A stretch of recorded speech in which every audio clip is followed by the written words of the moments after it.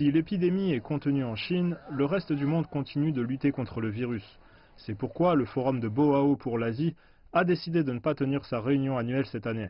Et pour la première fois, le forum économique a publié son rapport sur les perspectives économiques de l'Asie lors d'une conférence de presse numérique. Nous pensons que l'économie asiatique devrait continuer à ralentir dans les années à venir. Certaines économies du continent devraient faire face à une pression à la baisse accrue en 2020. Le professeur Lin Guijun, l'un des auteurs du rapport, affirme que l'épidémie de coronavirus est un choc pour l'offre et la demande, ce qui aggrave le risque de déflation. Avec l'évolution de la situation, le choc de la demande peut être dominant. L'Asie fait partie des régions du monde qui connaissent la croissance économique la plus rapide.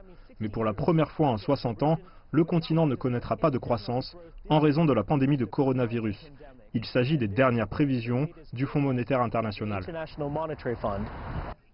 Zhang Tao, directeur général adjoint du FMI, a pris la parole lors de la visioconférence.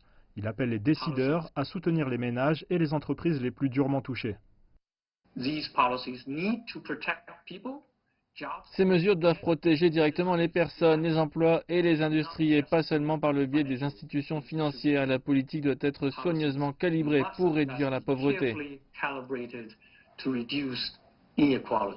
Un point de vue partagé par Zhu Xiaoxuan, ancien gouverneur de la Banque populaire de Chine.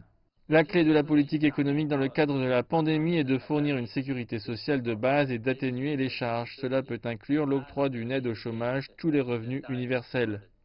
Malgré le pessimisme au sujet des perspectives 2020, les intervenants expliquent que, compte tenu des fondamentaux solides et de la forte interdépendance du commerce et des investissements dans la région, les économies asiatiques peuvent encore mener la reprise économique mondiale.